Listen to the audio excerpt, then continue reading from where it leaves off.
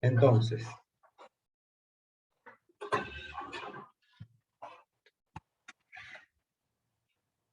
nosotros habíamos venido viendo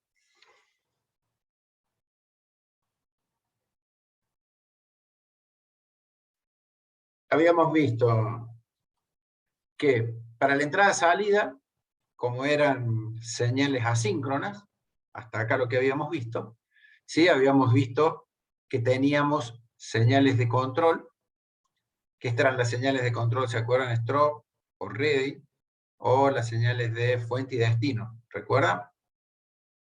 Entonces, ¿qué vamos a ver ahora? Vimos los dos mecanismos, una que se llamaba Strobe, y teníamos la otra, cuando teníamos el knowledge, que teníamos Strobe o ready, que sería la que vimos en el último slide anterior. ¿Sí? Nos queda ver entonces cómo se controlan las transferencias en lo que llamamos administración de entrada-salida o gestión de entrada-salida. Existen tres métodos básicamente para controlar la entrada-salida. Uno se llama entrada-salida por pooling, encuesta o entrada-salida programada. La otra es la entrada-salida por interrupción. Y la última es la que llamamos entrada-salida por acceso directo a memoria. ¿Ok? O DMA. En la primera de ellas, en la que llamamos pooling o encuesta programada, la CPU tiene el control absoluto de las transferencias de información. La CPU está viendo, básicamente, dentro de los puertos o de los registros que tiene la interfaz, había un puerto que nosotros llamamos puerto de estado. Este puerto de estado, o registro de estado, tiene un flag que me permite, dependiendo el valor 0 o 1, me está indicando qué estado tiene el dispositivo respecto de las transferencias. Entonces, la CPU está corriendo siempre un programa que está verificando el estado del flag, para saber si el dispositivo está listo para hacer la transferencia o si no lo está. Esto puede ser tanto para entrada como para salida de datos. ¿Sí? Entonces acá podemos ver las interfaces, los puertos, el flag dentro del estado, los bases de la entrada-salida, o las señales de control, como habíamos dicho, input, output, write, input, output, read, y del otro lado tenemos los vasos de entrada-salida, con los datos de entrada-salida, y las señales de control entre el dispositivo periférico a través de las señales strobe, acknowledge o ready, ¿sí? Con el registro de control. ¿Se entiende hasta acá? ¿Se entendió hasta acá? Es decir, es importante tener presente en este método que nosotros tenemos los dispositivos de entrada-salida que van a tener sus bases de entrada-salida y que van a trabajar con básicamente este registro de estado que va a tener un valor 0 o 1, y ese valor 0 o 1 me va a decir si ese dispositivo está listo o no. Después tengo la CPU que va a tener sus bases. Recuerden, el bus de direcciones que me permitía unidireccionalmente desde la CPU buscar los datos. Y por el otro lado tengo el bus de datos, que es bidireccional, porque yo puedo enviar datos al dispositivo de entrada-salida o traer datos del dispositivo de entrada-salida. ¿Se entendió hasta acá? Si esto se entendió, entonces lo que vamos a ver es, siempre va a haber un programita en Assembler que lo que va a hacer de este mecanismo es permanentemente mirar ese estado del flag, según el valor, para saber si los dispositivos de entrada-salida se encuentran disponibles para una lectura o escritura. Entonces, lo que se hace es leer el registro de estado para chequear el flag. Se pregunta, ¿el flag es igual a 1?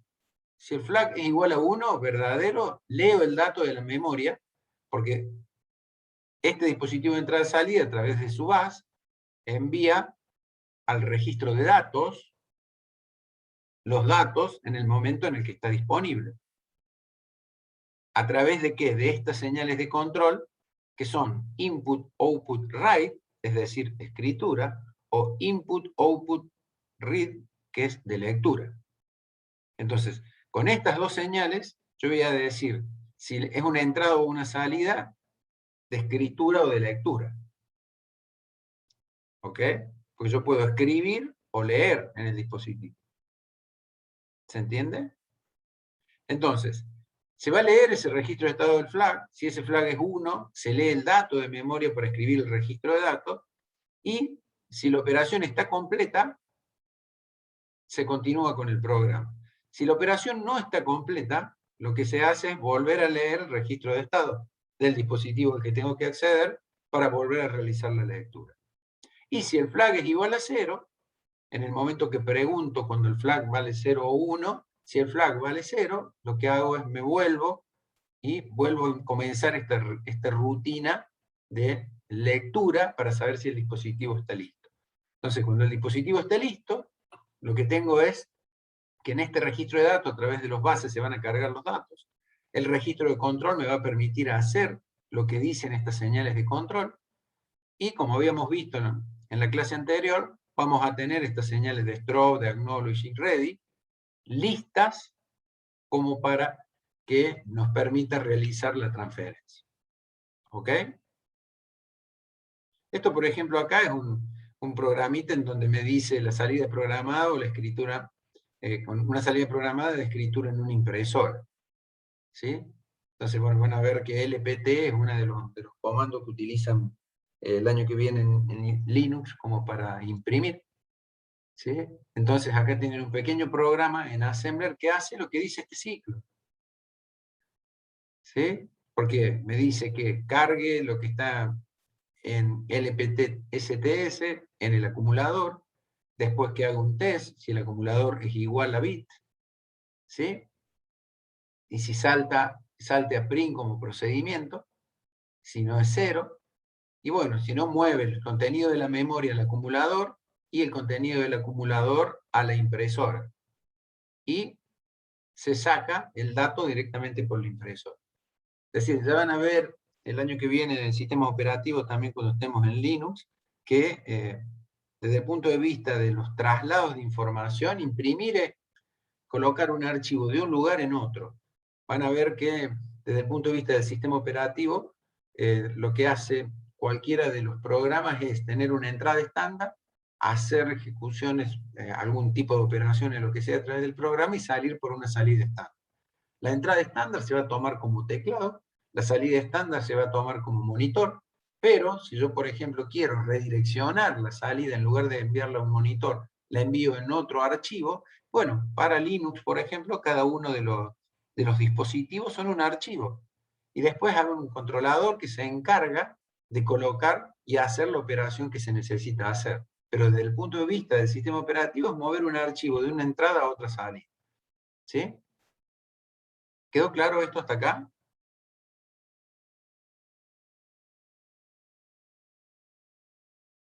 Yo lo que pasa es que no veo el chat, entonces no veo si les quedó claro. Sí, profe, se entendió.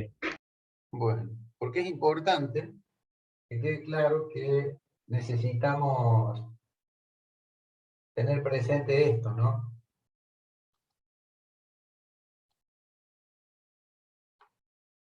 Bien.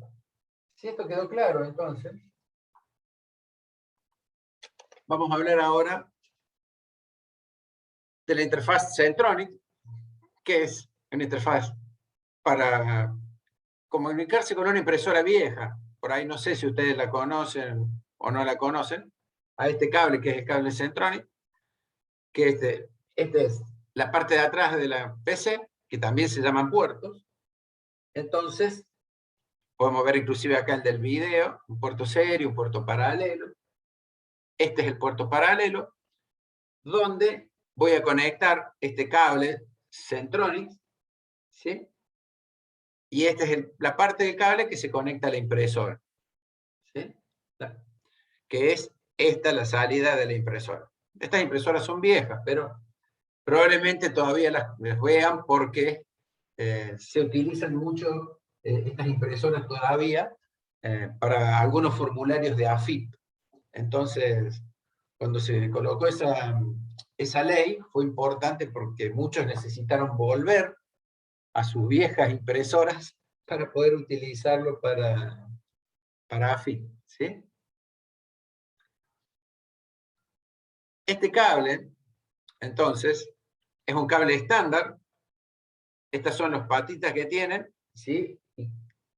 ¿Cómo está conectado esta parte y esta parte? ¿Sí? Son los que están dibujados acá y son, digamos, los conectores del lado de la PC y los conectores del lado de la impresora. ¿Ok? El lado de la PC es el plug, las patitas, y este sería el lado de la PC, el que tiene los huequitos, que es lo que se llama hembra y se llama macho, con una convención en donde, bueno, esta es la forma en que nosotros conectábamos ese cable, ¿sí? Del lado de la PC y el lado de la impresora. Tiene 25 patitas, como verán, ¿sí? En total.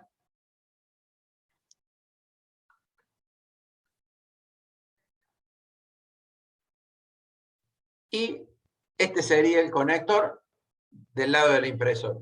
Entonces tenemos por un lado la hembra y por el otro lado el macho, ¿sí? Entonces este tiene 36 cables. Y acá, que esto es el lado de la impresora, interesante que me vean, está conectado con los puertos.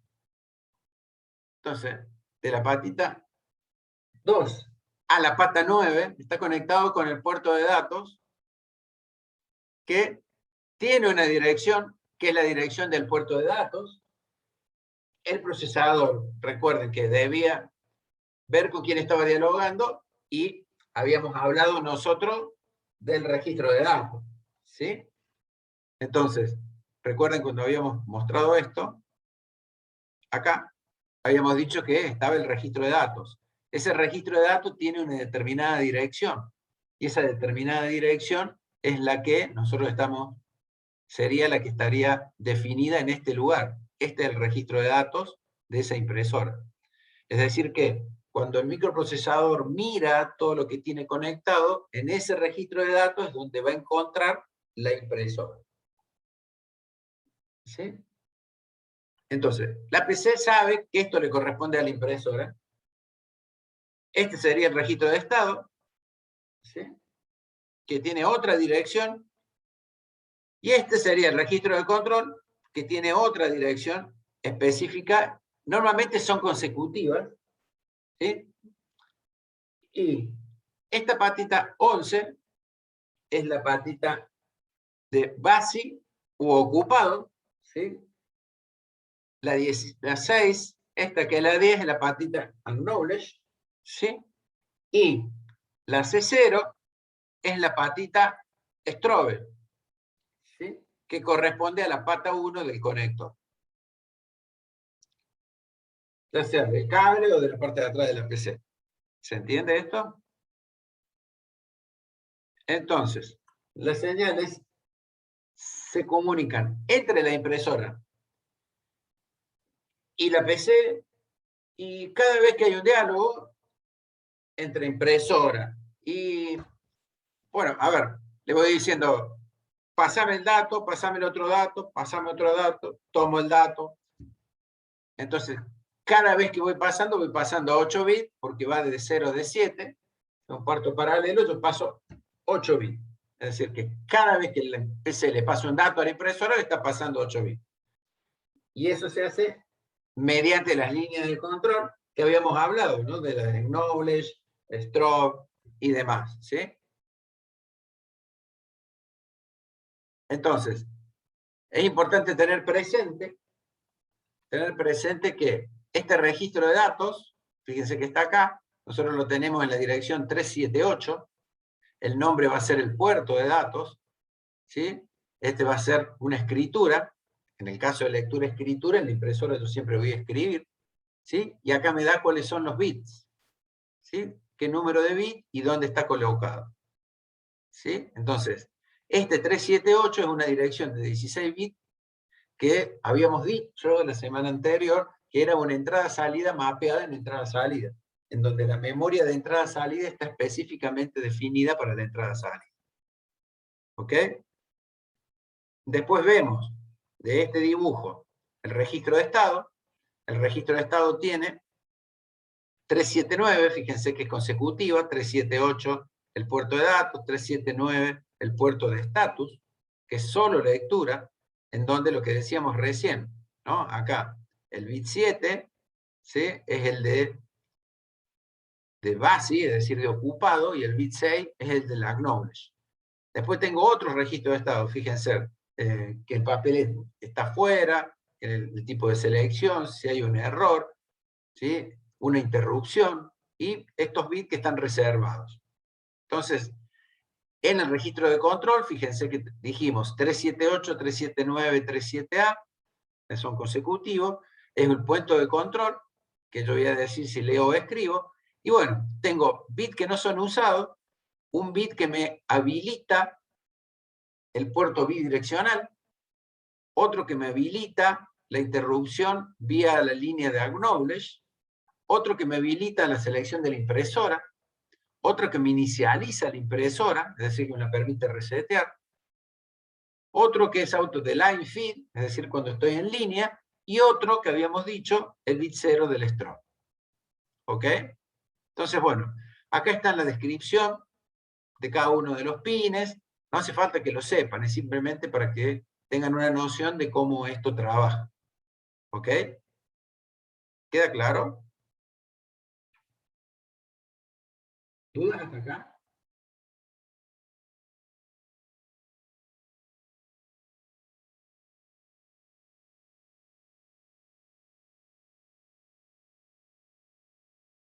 Entonces, los módulos de entrada-salida, que se llaman WARD, PIO y CIO, son circuitos integrados que permiten la gestión de una amplia gama de periféricos de una forma similar y ocultan los detalles concretos de temporización, formato de datos o funcionamiento.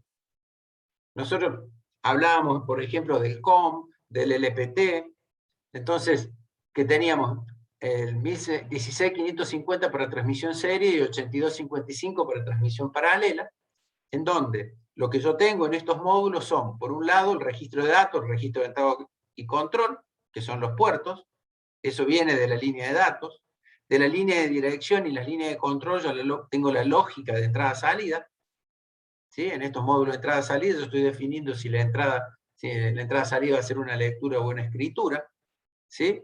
Y de acuerdo a esa lógica de entrada-salida es lo que yo voy a hacer con la lógica de interfaz en el dispositivo externo.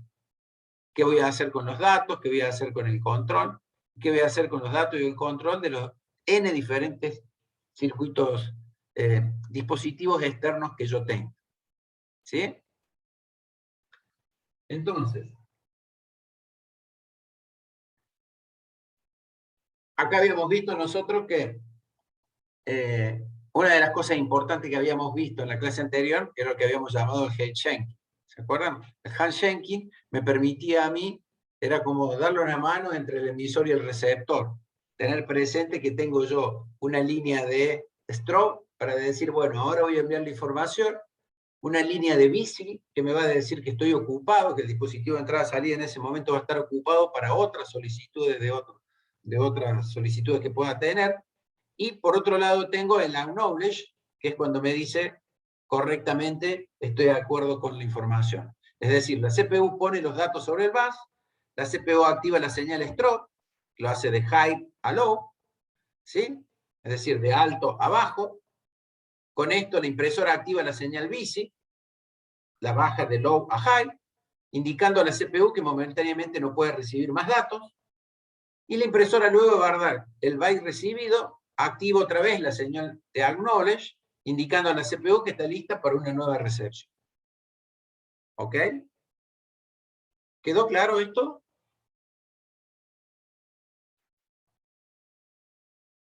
¿Dudas? Sí, se entendió.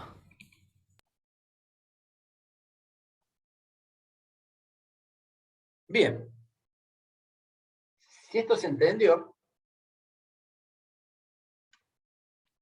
vamos a hablar a las interrupciones, ¿no? Es un tema complicado. Básicamente, para hablar de interrupciones, es una forma de mejorar la performance. Porque en lo que vimos recién, que la CPU siempre estaba corriendo un loop infinito preguntando por el estado de los dispositivos externos, y en función de eso, tiene una carga la CPU para esos programitas chiquitos de assembler que veíamos recién, en donde miraba el puerto para ver si el dispositivo estaba activado o no estaba activado.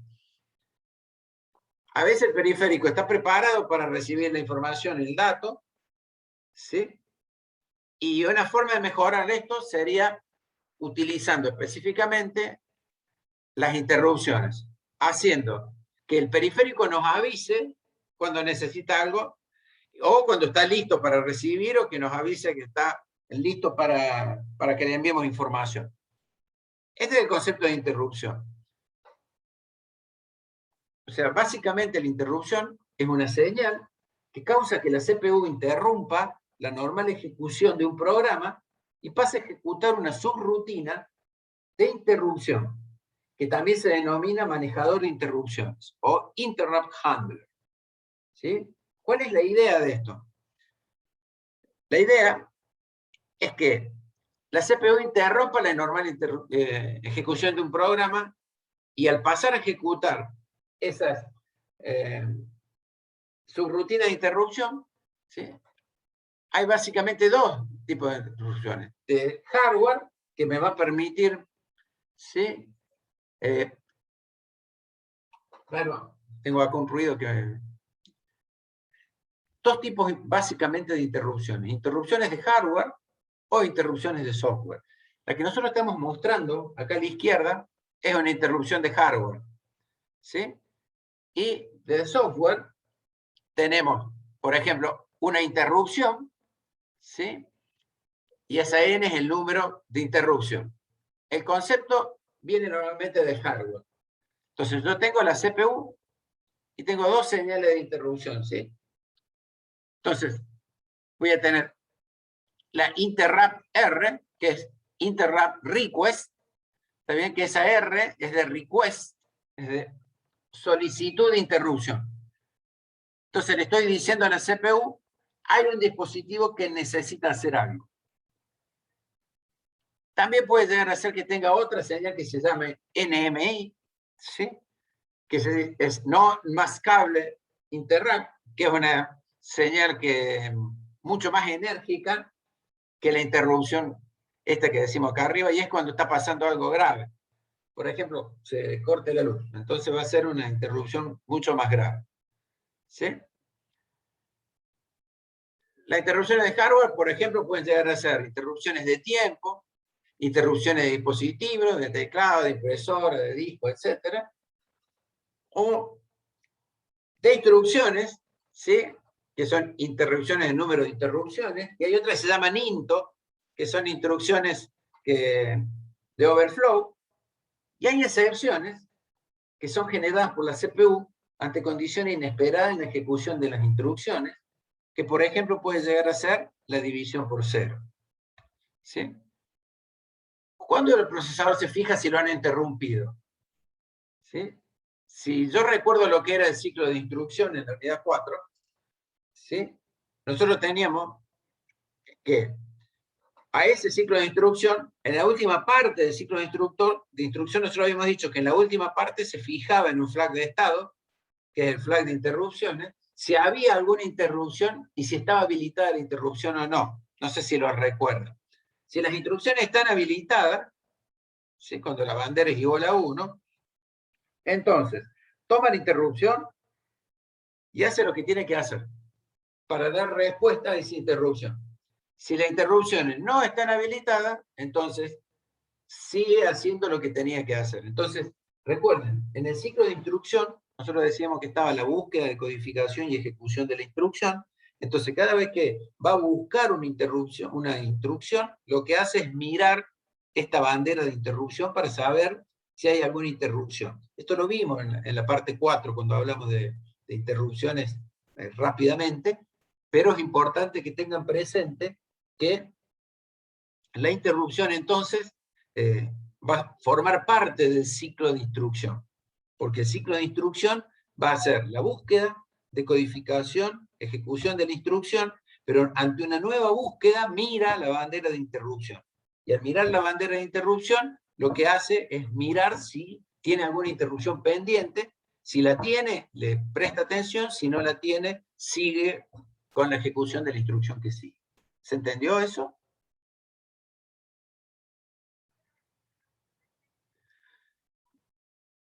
Acá lo que vamos a explicar es gráficamente cómo es el procesamiento de una interrupción. A ver, ¿yo qué tengo? Esta es la memoria, esta es parte de la memoria. Yo acá tengo el programa que se está ejecutando en un determinado momento en el procesador. Acá tenemos la dirección de la subrutina de interrupción. Esta es la ISR, Interrupt Subroutine, ¿sí? Entonces, es quien va a leer el código ASCII, por ejemplo, que no, del teclado, ¿sí? Si necesitamos interrumpirlo. Y esta es la otra parte de la memoria, que es lo que nosotros llamábamos la pila. Habíamos dicho que había en el procesador un segmento de pila que apuntaba a los elementos de pila y que había un puntero de pila, ¿sí? El procesador viene ejecutando este programa, ¿sí? Y de pronto alguien, por ejemplo, aprieta la tecla del teclado. Por ejemplo, control alt del. Entonces, ¿eso qué va a hacer? Genera una interrupción. En Linux, por ejemplo, lo van a poder hacer con control C o control D. Entonces, ahí entra una señal int R, que es una señal que se produce a través del bus. Cuando el procesador recibe esa señal, lo que hace, primero, es guardar la dirección de la próxima instrucción a ejecutarse en la pila, ¿sí? Es decir, guarda en la pila la dirección de retorno, ¿sí? Que es parecido a lo que hacíamos en una llamada subrutina o en el call. Pero antes de hacer eso, pero también guarda los flags de estado, ¿sí? Entonces, guarda los flags de estado y la dirección de retorno. Hecho eso, ¿sí? Cambia el valor del puntero de instrucción del valor que tenía, ¿sí? Entonces, si no lo hubiéramos interrumpido, en todo caso apuntaría a esta dirección. Pero como ahora se interrumpe, pone acá en la pila, ¿sí?, la dirección de la subrutina de interrupción. ¿Está bien? Entonces, una dirección que sería la dirección esta de acá, CLI. Entonces, el puntero de instrucción ahora va a tener esta dirección, que es la de interrupción. La CPU salta, en lugar de ejecutar la 00 AFB, salta y empieza a ejecutar este código, ¿sí? Este código en este caso sería leer la tecla A, por ejemplo, ¿sí? Y termina con una instrucción especial que se llama IRET, que quiere decir retorno de instrucción. ¿Se acuerda cuando veíamos cuál había una instrucción llamada red para volver? Bueno, este IRET me permite volver con esta IRET, que es retorno de la interrupción, ¿sí? Similar a lo que hacíamos en el call, cuando el procesador encuentra esta instrucción IRET, lo que hace es sacar la dirección de retorno de la pila, ¿sí?, cargarla de nuevo en el puntero de instrucción o contador del programa, y luego vuelve a ejecutar lo que seguía del programa. La instrucción siguiente de lo que fue interrumpido, continuando con el programa. ¿Se entendió? ¿Quedó claro eso?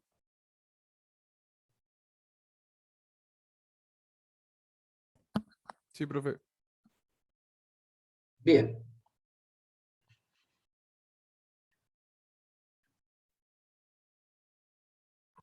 Entonces, el procesador viene ejecutando esto. Cuando viene la interrupción, cambio la dirección del IP o contador de programa. Lo guardo en la dirección de retorno junto con las banderas. Entonces, paso a ejecutar esto hasta encontrar IRED. Y una vez que encontré IRED, saca de la pila los flags y la dirección de retorno de la instrucción que seguía antes de que la interrumpiera. ¿Para qué? Con esa dirección de retorno la coloco nuevamente en el puntero de instrucción o contador de programa, y ese puntero de instrucción o contador de programa, recuerden que siempre apunta a la dirección de la próxima instrucción a ejecutarse, entonces vuelve a ejecutar la rutina que venía ejecutando antes de la interrupción. ¿Ok? ¿Se entiende? Bien. Como ven, es muy parecido a un call, a una llamada procedimiento que habíamos visto. Mientras el call es síncrono, la interrupción es asíncrona, porque no se sabe, el procesador nunca sabe en qué momento yo voy a realizar una interrupción de este tipo. ¿Ok? El tema, por ahí no se están dando cuenta, pero es de dónde sacó o cómo sabe el procesador que tiene que ir a la rutina de interrupción a una determinada dirección. Entonces, vamos a explicar esto que se llama interrupciones vectorizadas. Entonces, lo que tengo yo acá es un chip que se llama PIC, que es un programador interno de interrupciones, controlador interno de interrupciones. Es un chip integrado que está en el chipset que me va a permitir hacer que el PIC tiene varias entradas, donde cada una de estas entradas es lo que se llama una IRQ, o un pedido de interrupción. ¿Sí? ¿Qué quiere decir en inglés? Interrupt Request. Cada una de esas patitas está asociada a un periférico. Por ejemplo, el teclado, la impresora, el disco duro. Entonces, cada una de esas interrupciones va a ser una señal generada por un periférico cuando necesite atención. Lo que hace el PIC es ayudarle a la CPU para decirle quién es el que lo está interrumpiendo, en primer término. ¿Sí? Y también tiene unas prioridades. ¿Sí? Pero lo que más importa en este momento es que recibe por cada IRQ un pedido de interrupción de un periférico determinado. ¿Sí? Cuando este PIC recibe el pedido de interrupción, sabe quién lo está interrumpiendo. Y como sabe quién lo está interrumpiendo, porque lo tiene en una tabla interna, genera, por ejemplo, si lo interrumpe el teclado, ¿también? Que le corresponde a la IRQ1, ¿sí? Sabe que la IRQ1 le corresponde al teclado, entonces genera un pedido de interrupción a la CPU. ¿Estamos hasta ahí? ¿Se entiende? Entonces, vino la solicitud del teclado, que es la IRQ1, y genera la INTR1 a la CPU. Como sabe ahora que quien lo interrumpió fue el teclado, ¿sí? Entonces, el procesador se fija en el flag de interrupciones. Si el flag de interrupciones está en 1, significa que las interrupciones están habilitadas. Entonces el procesador le va a devolver al PIC una señal que se llama INTA, que significa Interrupt Acknowledge, que es el acknowledge del handshaking. ¿Se acuerdan? ¿Está bien? Es decir que Interrupt Acknowledge es un handshaking entre el inter e INTA. Entonces, le devuelve al PIC, correcto, te permito que me interrumpas. ¿Sí?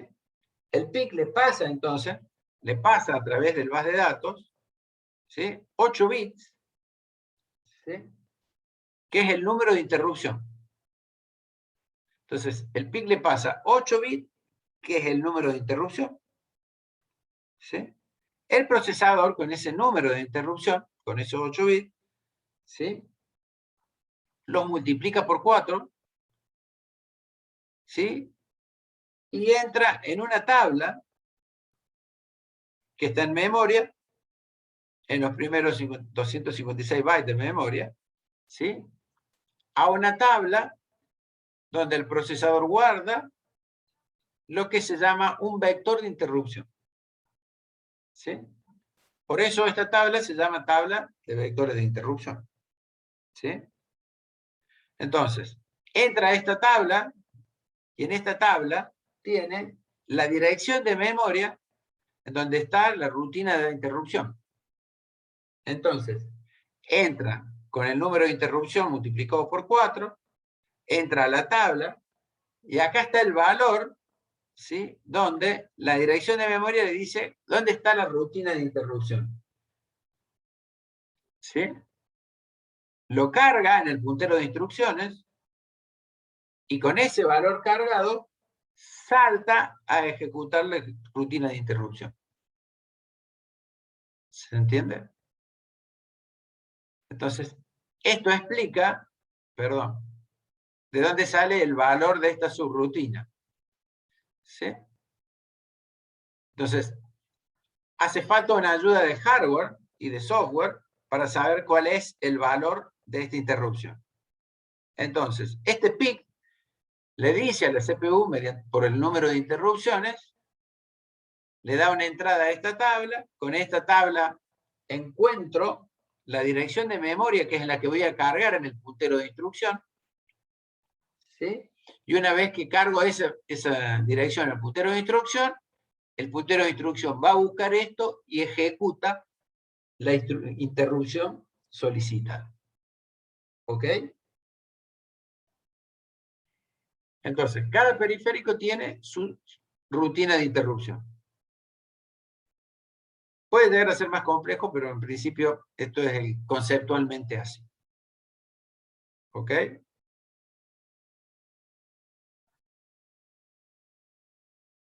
Así es como se maneja en el BASISA, ¿sí? El BAS-PCI en principio también se maneja bastante parecido, ¿sí?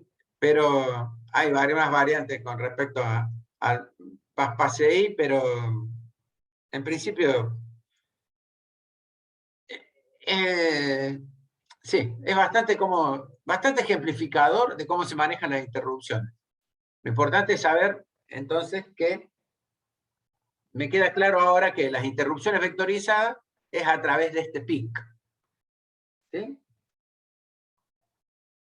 Entonces, en este glosario se les ha puesto qué es cada una de las cosas, y después, en este caso, está explicado el procesamiento de una interrupción.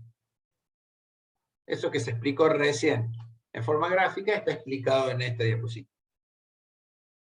¿Ok?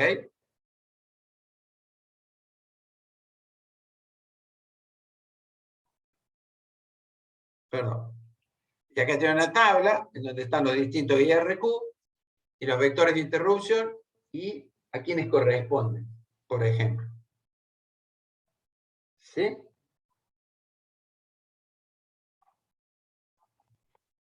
¿Hasta acá bien?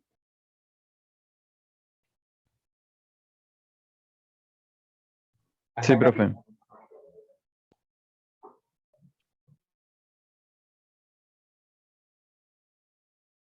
Bien.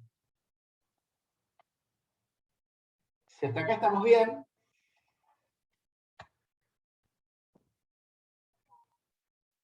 vamos ahora a hablar un ejemplo del teclado. ¿Sí?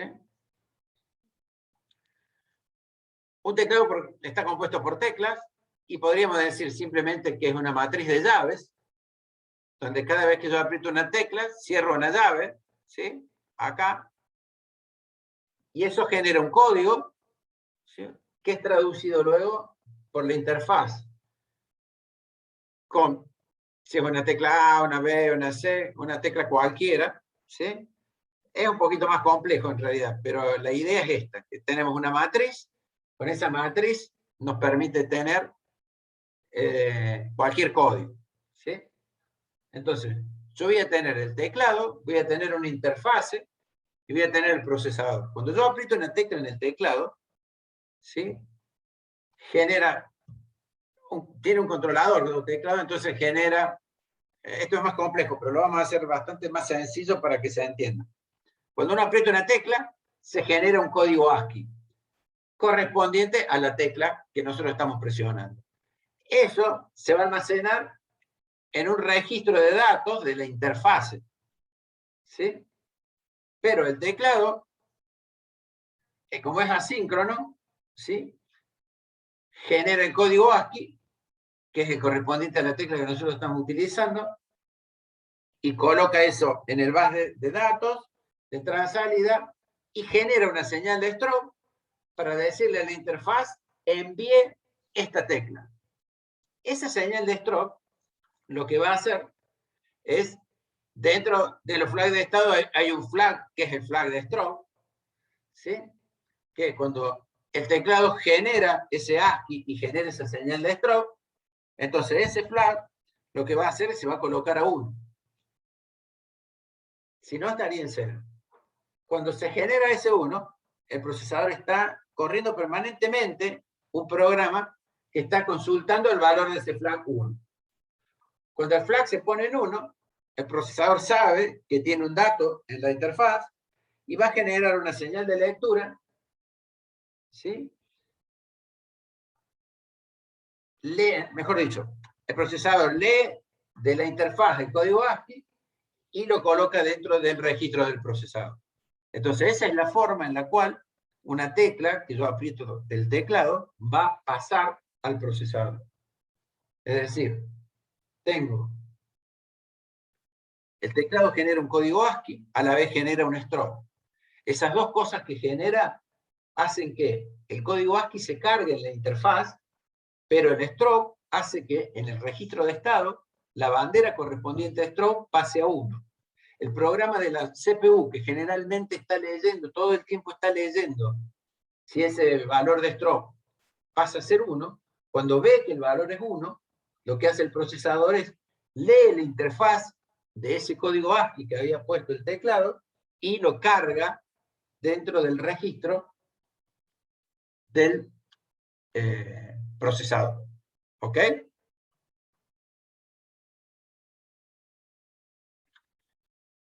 Entonces, el teclado es una entrada-salida programada, porque la CPU es la que está consultando permanentemente el valor de esa flag.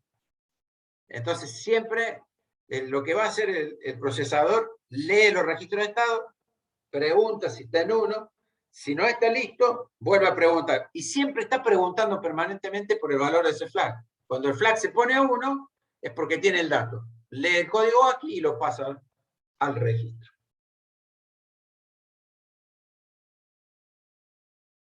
¿Ok? ¿Se entendió? Bueno, acá tenemos una descripción del conector mini DIMM PS2 del teclado, ¿sí? En donde tenemos qué señal tiene y cuál es el pin. Entonces tenemos uno que es el dato del teclado, ¿sí? El pin 3 que es la tierra, el 4 que es la alimentación, el 5 que es el reloj del teclado, ¿sí? Y el 2 y el 6 no están utilizados. Es decir que el dato del teclado sale por el pin 1 y ese pin con este conector mini DIN es el que llevaba la señal precisamente de los datos, ¿sí? ¿Y cuál es la lógica de comunicación? ¿Cómo pasaba los datos? Fíjense, tiene un clock, ¿sí? Este clock tiene los datos, cuando habilita los datos inicia el copio de datos, entonces por cada clock empieza a copiar cada uno de los datos en serie, y luego copia el de paridad, y ahí termina el envío de la información. ¿Ok?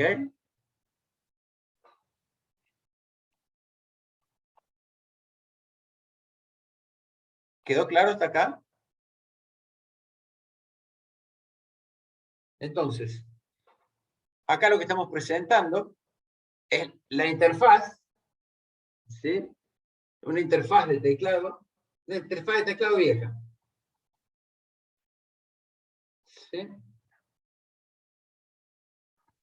Donde acá tenemos el teclado, que el teclado tiene un microcontrolador, que es el que genera los códigos ASCII. Es mucho más complicado, pero porque acá en realidad va a tener un procesador que va a permitir distinguir si ustedes apretaron 2 teclas o 3 teclas. Por ejemplo, si ustedes hicieron control al del, eso lo va a traducir en un código, o si apretaron una tecla o si apretaron otra, ¿sí? O control C o control D. ¿Sí? Esto es un poco más complicado en realidad. Puede distinguir no solo una tecla, sino 2 o 3 teclas apretadas. ¿Sí? Va a generar un código que es interpretado por este microcontrolador.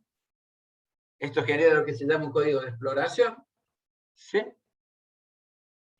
Este también interpreta si ustedes apretaron la tecla y cuándo la soltaron, pero genera un código de exploración, ¿sí?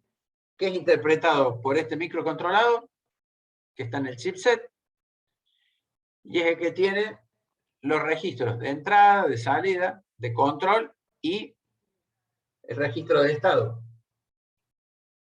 ¿Ok? Entonces, esta es la interfase de control del teclado. Y que es la interfase que está chequeada permanentemente por la CPU. Como dijimos recién, la transmisión es serial, ¿sí? En donde, fíjense que tiene el start, el stop, la transmisión de los datos y un bit de paridad. Es decir, al ser serial manda un bit por vez. ¿Ok? ¿Quedó claro hasta acá?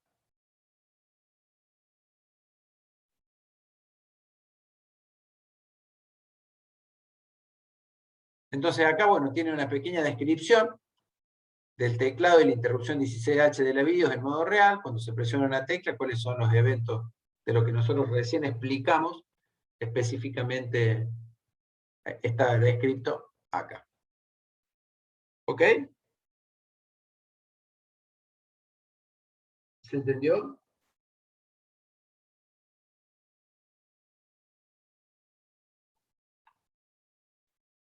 ¿Dudas hasta acá?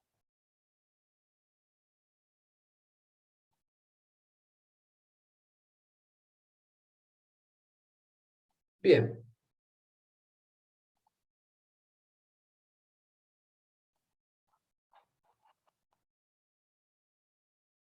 Bueno. Por último, vamos a ver esto que es acceso directo a memoria. Con esto sí ya vamos a terminar el último de los métodos. El último método es que se llama acceso directo a memoria. En este caso, ¿sí? En los dos casos anteriores, el procesador ejecutaba un programa permanentemente para leer un dato de la interfaz, y con eso leía el dato de la interfaz, lo carga en un registro y lo pasa a la memoria. ¿Sí? Eso es lo que hace el Punigo encuesta. En el caso de la interrupción, hace parecido, solo que en este caso el procesador le avisan a la CPU que tiene que leer un dato, y en esa rutina de interrupciones, igual que lo que vimos recién en el teclado, ¿sí? Lee el dato, lo pasa a un registro, el registro lo pasa a la memoria. Es decir, en todos los casos, el procesador tiene que leer el dato, pasarlo al registro, y ahí recién cargarlo en memoria. ¿Sí? En caso de la salida sería al revés. Toma datos de la memoria, de la salida, ¿sí? Lo pasa al periférico, y en este caso, ¿qué pasa cuando el dispositivo es muy rápido? Por ejemplo, una tarjeta de red o un disco duro de estado sólido. ¿Sí? El procesador tiene que ejecutar una interrupción por cada byte que se pasa. Imagínense, una interrupción por cada byte que se pasa, y se hace muy lento, porque está siendo interrumpido permanentemente. Pasa un byte, interrumpe, pasa un byte, interrumpe. Entonces, imagínense que se hace demasiado tedioso para la CPU, que en principio no está diseñado para pasar de un byte por vez. ¿Sí? Entonces, se ha diseñado esto que se llama acceso directo a memoria, que como lo indica el nombre, ¿sí? Lo que pasa es que el periférico, a través de la interfase, accede directamente a la memoria. Entonces, los datos van directamente del periférico a la memoria o de la memoria al periférico, sin la intervención de la CPU. Lo único que hace la CPU es inicializar un chip especial, porque acá se necesita ayuda de hardware y de software nuevamente, que se llama controlador de acceso de memoria. Ese chip, lo que hace el procesador es programarlo y decirle, necesito pasar de este lugar de la memoria tantos bytes al disco duro, por ejemplo. ¿Sí? Entonces, lo planteamos gráficamente. ¿Sí? Yo acá tengo un controlador de disco, acá tengo el disco, acá está la CPU, acá está la memoria dinámica, el controlador de directo acceso a memoria, este es el controlador de directo acceso a memoria. ¿Sí? Entonces, esto tiene un registro de datos, ¿sí? Y tiene lo que se llama un contador de palabras. Entonces, data register, registro de direcciones, que tiene el registro de dirección de memoria, tiene el registro de dirección de memoria donde tiene que pasar el dato. ¿Sí? Entonces, uno por medio del sistema operativo, ¿sí? Para transferir datos, de una cierta cantidad de datos del disco, ¿sí? Entonces, lo primero que se hace es, el driver llama al controlador de disco, ¿sí? Para transferir una determinada cantidad de bytes desde el disco hasta el buffer. ¿Ok? Para eso, el controlador de disco, antes de hacer eso, porque ¿qué va a pasar? El controlador de acceso a memoria tiene que usar el bus ahora mientras la CPU puede hacer otra cosa, pero que no tengan acceso al bus, porque el bus no puede utilizar un solo elemento, un solo procesador por vez. O lo utiliza la CPU o lo utiliza el controlador de acceso directo a memoria. Entonces, el controlador de disco, ¿está bien? Le pide el bus, entonces hace un DMA request, el controlador de disco. El DMA le pide a la CPU, ¿sí? Me está pidiendo que le pase datos, y necesito que me des el bus, y lo es a través de esta señal hold. La CPU le hace un handshaking, ¿sí? Que dice hold acknowledge, ¿sí? Entonces, correcto. Entonces, en ese momento la CPU puede hacer un cálculo, pero no va a poder hacer uso de los buses. ¿Sí? Entonces lo habilita al controlador directo de acceso a memoria a que pase datos ahora. ¿Sí? La CPU cede el control de los buses y habilita el DMA. ¿Sí? Entonces, el DMA le dice ahora, con el acknowledge, bueno, ahora sí me podés pasar información. Entonces, el controlador DMA, como es una operación de lectura, genera una señal de control, input, output, read, y el disco pasa los datos a través de la dirección que tiene acá, a través de base de datos, al bus. ¿Sí?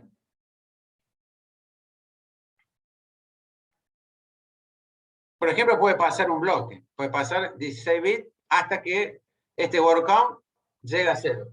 Porque esto es lo que le dice la cantidad de palabras que tiene que pasar. Entonces, cuando llegue a 0, es porque le pasó todo. Cuando le pasó toda la información, el disco ahora terminó de pasar la información. ¿Sí? Entonces, evidentemente, cada vez que pasa, le tiene que pasar la señal de control de escritura a memoria. Cuando terminó todo, ¿sí? Entonces, le paso una señal que le dice transfer code. Entonces, esa señal dice terminé. ¿Está bien? Entonces, envío esta IRQ para decirle al controlador de interrupciones termine, y le genera una interrupción, el controlador de interrupciones, a la CPU para decirle termine la transferencia. ¿Ok? Acá está escrito y cómo es. ¿Está bien? Lo que es importante es que lo que le tiene que dar es que existe otra forma de administración de entrada-salida donde la CPU no hace la transferencia de información, sino que la hace otro chip especial, que es el controlador de acceso directo a memoria, que permite que el disco pase información a la memoria sin necesidad de la intervención de la CPU. Solo hace la inicialización y le cede los bases. ¿Ok? Eso es lo que hace la CPU. ¿Quedó claro?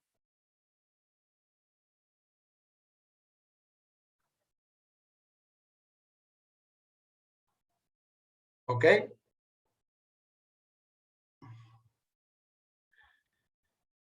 Bien.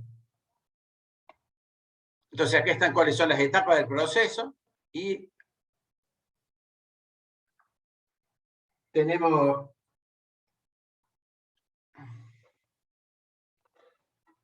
diferentes. Acá tenemos la manera en la que nosotros podemos cargar según la utilización, por ejemplo, el ATA, ¿sí? Y el drive de ATA, que son diferentes interfaces. Y vamos a hablar rápidamente de las interfaces de disco duro, ¿sí? Una interfaz es un sistema de conexión entre dos sistemas, programas, dispositivo o componente. En el caso de los discos, están compuestos por un conjunto de especificaciones de hardware que permiten conexión física y protocolos o reglas para la transmisión de la información entre el computador y el disco. Desde el punto de vista físico se establecen valores de tensión, corriente, que eso es lo que nos interesa a nosotros los electrónicos, ¿sí? Los tipos de transmisión, si es serie o es paralelo, la cantidad de líneas de datos, las direcciones y control, la forma y dimensiones de los conectores, etc. Entonces, dentro de la interfaz paralela nosotros tenemos transmisión en paralelo, que puede ser la IDE, ATA, TAP, CASI, y en las seriales, que es la transmisión en serie, tenemos la SATA, tenemos la Serial Attached SCSI, que es la SAS, la Fibre Channel, la FC y la NVMe. Entonces acá tenemos una comparación entre las diferentes interfaces de almacenamiento, para la SATA, la SAS, la FC, podemos ver cuál es el mnemónico principal, dónde es la aplicación, cuál es la velocidad de transferencia. Fíjense en la SATA por arriba de 16 GB, en la SAS por arriba de 24, en FC por encima de 128, en el caso de NVMe de 32 gigotera per línea, NVDIMM por encima de 4 gigaterabytes, ¿sí? Con un bus de 64 watts, y las características que tiene, bueno, uno es de bajo costo y de performance baja también, ¿sí? Lo que tiene es que maneja en el orden del microsegundo. En el caso del SAS, tiene puertos, múltiples soportes de puertos, tiene corrección y detección de errores. En el caso del FC, ¿sí? Predominantemente es CASI, son comandos y dispositivos de ese tipo, es CASI. En el caso del NVMe, por encima de 32 líneas y tiene un soporte de una alta capacidad de comando. Y en el caso del NVDIMM, ¿sí? Es que tiene una latencia muy baja, no tiene interrupciones y tiene una mejor performance que las anteriores. ¿Ok? Rápidamente, para no quitarles tiempo, porque por lo que veo ya son las 8 menos cuarto, para poder terminar en 5 minutos acá hasta el final, vamos a hablar de las impresoras. Básicamente hay diferentes tipos de impresoras. La impresora de matriz de puntos, bueno, acá tienen a la izquierda un cabezal, que es el cabezal, si ustedes se fijan, que tiene un alambre electromagnético, ¿sí? Tiene en el medio, esto marrón es un imán, ¿sí? Estas son las cabecitas que se empujan, y este es un resorte. Entonces, a través de una corriente que se hace pasar por esta bobina, este pin que está acá, ¿sí? Este cabezal, va a impactar o no va a impactar sobre el papel y va a ir recorriendo lo que nosotros necesitamos formar, ¿sí? Por eso tenía esta estructura de cómo salía. Entonces, eso va impactando sobre una cinta y la cinta impacta sobre el papel y va marcando los puntos que se necesitan, ¿sí?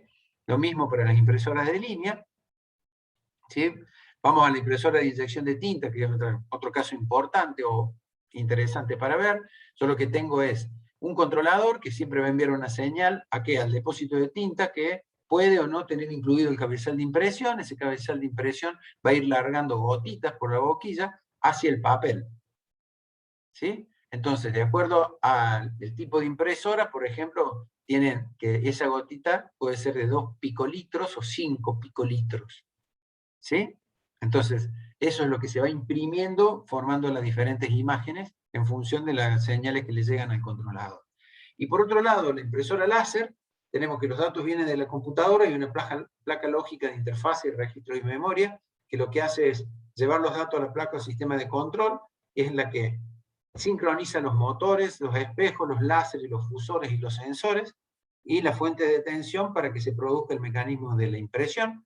Y se divide en dos partes el control, en el sistema de formación de la imagen y el sistema de alimentación del papel. En el caso del sistema de formación de la imagen, lo que tengo que hacer yo es un láser que barre un tambor, en ese tambor se carga el láser, carga electrotácticamente el tambor. Al cargar electrotácticamente el tambor, lo que se hace es que ese tambor luego gira.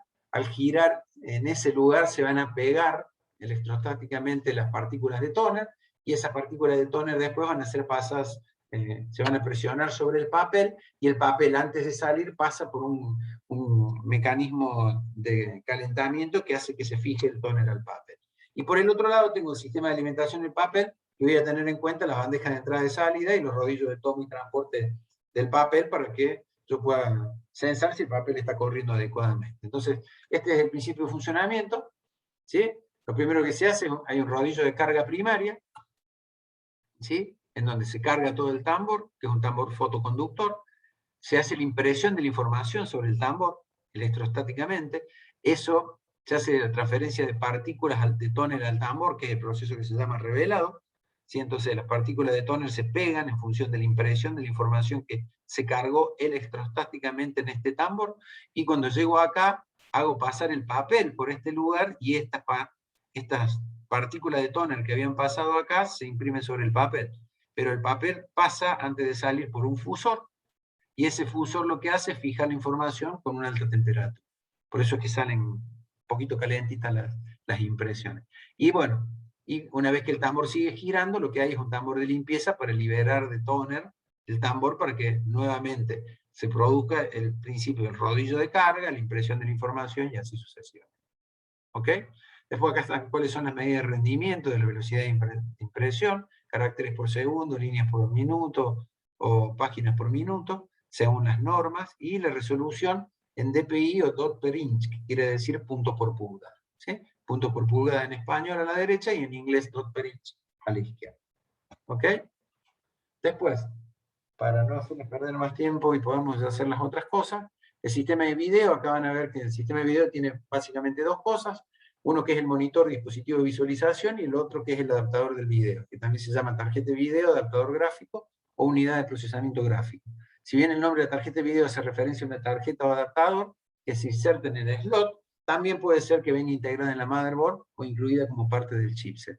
¿Sí? Si ustedes me preguntan qué sería lo mejor en su sistema de video, normalmente lo mejor para tener mayor versatilidad y mejores funciones, lo que se hace es tener un adaptador de video a tarjeta de video. ¿Sí? Porque el que viene en el chipset, que viene integrado normalmente, es de menor calidad que el que se puede obtener cuando obtengo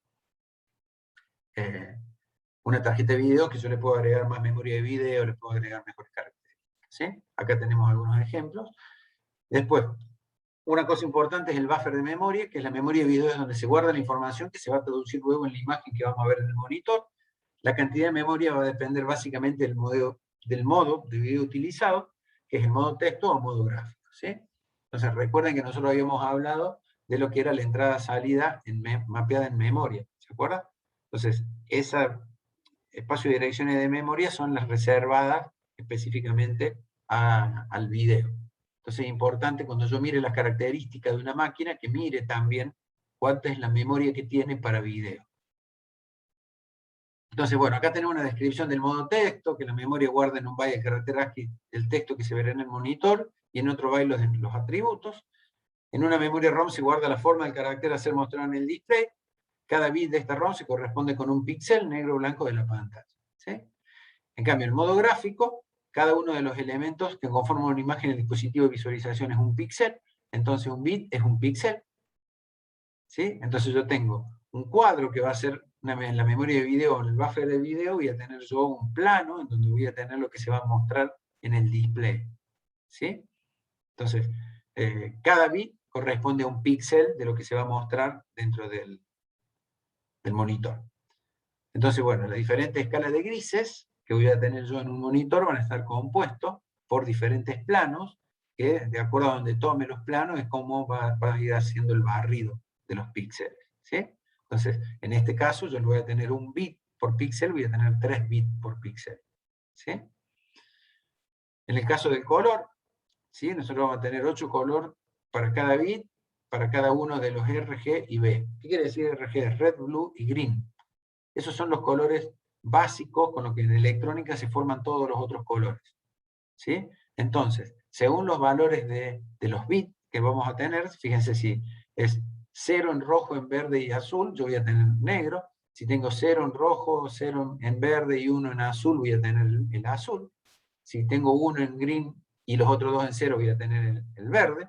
Si tengo el verde y el azul en 1, voy a tener el color cian. Si tengo el rojo en 1, voy a ser rojo. Si tengo el rojo en 1 y el blue, el azul en rojo, me sale el magenta. El amarillo me sale entre el rojo y el verde, distinto a lo que hacíamos cuando combinábamos témperas por ahí en la secundaria, que mezclábamos para pintura los colores y era azul y amarillo, para obtener el verde. Bueno, acá fíjense que el verde viene por defecto y el amarillo se obtiene degradando el verde con un rojo. ¿Ok? Y cuando obtengo los 3 en 1, obtengo el color blanco. ¿Sí? Entonces así se obtienen los colores. ¿Sí? Y bueno, y acá a lo que hacíamos recién, referencia, entonces ahora vamos a tener 3 bits para cada píxel, pero voy a tener un controlador digital analógico que me va a permitir colocar el azul, el verde y el rojo, y según el valor que tenga cada uno de los píxeles en esos 3 valores, ¿sí? Es lo que me va a dar cómo en la pantalla va a influir para que yo vea un determinado color, combinando la gráfica que vimos recién, la tabla que vimos recién. Es más, si ustedes tienen buena vista, si se acercan a un monitor de televisor, van a ver en los monitores de televisores antiguos, inclusive se nota mucho más, cómo están esos 3 rayitas de red, blue, green, formando cada una de las líneas que después hacen el barrido para obtener cada una de las imágenes y el color. ¿Sí? Bueno, esto a modo ya de ejemplo, tuvo rayos catódicos, es importante, qué cosa es importante tener, esto casi ya no están, pero en los tubos rayos catódicos lo importante es que yo tengo acá un cañón electrónico que lo que hace es enviar electrones contra una pantalla que se va a iluminar cuando los electrones le pegan, ¿sí? Porque hay una transferencia de fotones. Es toda una lógica física que después, si quieren, pueden profundizar, pero básicamente se va iluminando los puntos cada vez que viene un electrón que pasa por este cañón. Entonces, ¿qué voy a tener acá? Una rejilla de pantalla que me va a permitir enfocar los puntos en el medio, y acá voy a tener un electrodo de enfoque que me va a decir que me lo desvía cada electrón hacia cada lugar. Entonces ese electrón pega en el fósforo que tiene del lado de adentro el monitor y eso ilumina el punto. ¿Ok? Entonces, bueno, son el filamento, el cátodo, la rejilla de control, los ánodos y demás. ¿Sí? Entonces, ¿cómo se hace el barrido? Hay un barrido horizontal y un barrido vertical. El barrido horizontal va de izquierda a derecha, y una vez que llega al final, baja y vuelve a pasar hasta la derecha, baja y vuelve a pasar hasta la derecha. Esta es la razón por la cual por ahí cuando ustedes miran el monitor no se ve el barrido, pero cuando lo filman sí, porque se divide la frecuencia de la filmadora y el barrido que está teniendo el monitor, ustedes logran ver que aparecen esas rayas y aparece la imagen como corriéndose. ¿Ok? Bueno, ¿cómo es el color en un tubo de rayos catódicos? Tenemos que los electrones van a pasar ahora por tenemos estos 3 siempre, red, blue, green, fíjense acá, ¿sí? Entonces tenemos que va a disparar los colores, y según como disparen los colores y la máscara, va a ser que yo tenga cada punto con un determinado color. ¿Ok? La distancia entre 2 puntos del mismo color se le llama dot pitch, que se mide en milímetros y están entre los 0,25 milímetros y 0,40. Y acá, bueno, explica cómo es el color en un LCD, que si lo quieren ver después tienen acá algunas direcciones, tienen algunos conectores, como es el VGA, cuáles son los puntos, ¿sí?, de conexión del VGA, cuál es el HMI, lo tienen las diferentes HDMI, y tenemos acá algunos enlaces a videos en YouTube, que les pueden llegar a ser útiles. ¿Ok? ¿Se entendió? Fuimos medio rápido, pero era porque necesitamos terminar. ¿Se entendió? Sí, fue express porque íbamos a la velocidad de la luz, pero bueno, esperemos que por lo menos les sirva la clase. ¿Ok? Bien, son las 19:55. Hacemos un recreo hasta las 20:05 y ahí hacemos el simulacro del parcial. ¿Les parece?